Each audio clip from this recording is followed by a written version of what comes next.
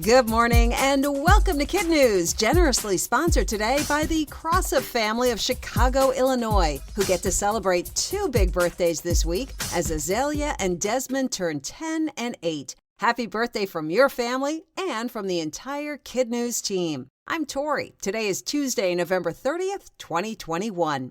And we begin with the publisher of America's oldest dictionary choosing its word of the year. And probably to no one's great surprise, the winner is vaccine. Although the word's first known use dates back to 1882, Merriam-Webster ranked it one of the most highly searched words every day so far in 2021. Other close contenders for this year's top prize: infrastructure, insurrection, and nomad.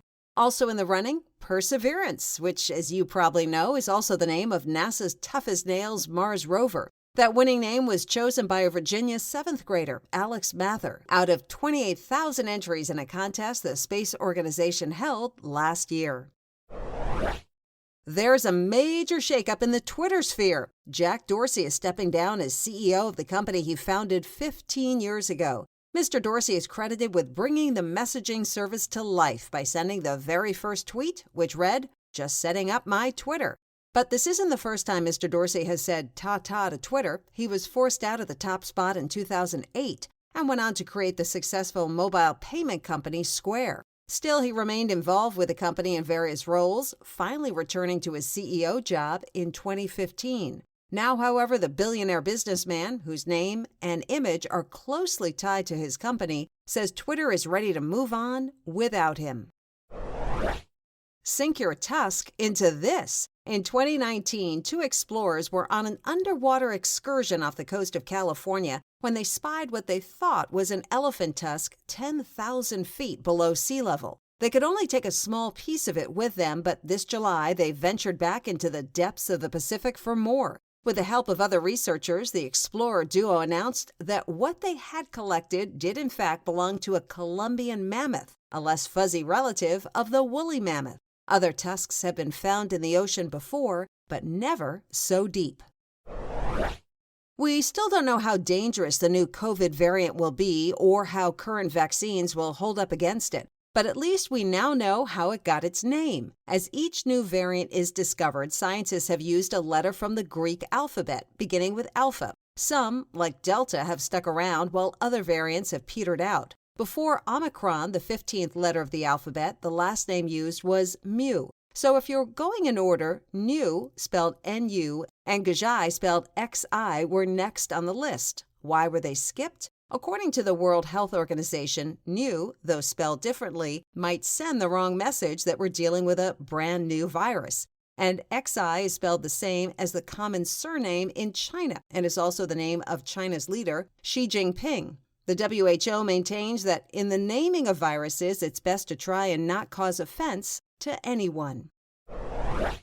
The world of professional golf has lost one of its trailblazers. Lee Elder was the first black player to compete in the Masters tournament in Augusta, Georgia, back in 1975. Elder is credited for breaking racial barriers in a sport that wasn't always welcoming to non-white players. Before 1961, the PGA, or Professional Golf Association, only accepted members of the Caucasian race into its ranks. Elder, who died Sunday at the age of 87, spent much of his career in the United Golfers Association, a separate golf tour for black players. Since Elder's breakthrough moment at the Masters, only 5 other black players have competed in the major tournament, including Tiger Woods, who's won it 5 times. This past April, Elder returned to Augusta as an honorary starter when the Masters tournament celebrated its 85th anniversary.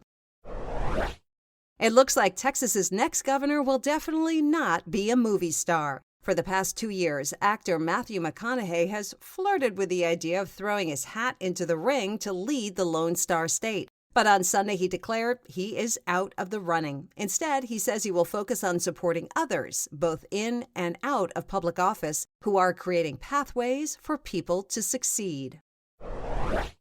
That's it for KidNuz. Now, our KidNuz quiz. What is Merriam-Webster's 2021 Word of the Year?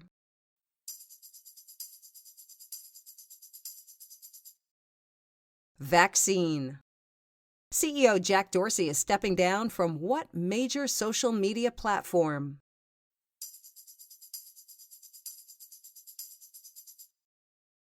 Twitter. How deep in the ocean was the tusk of a Columbian mammoth found?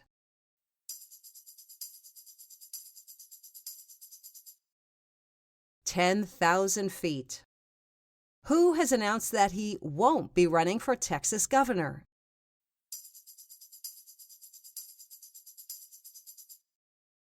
Actor Matthew McConaughey.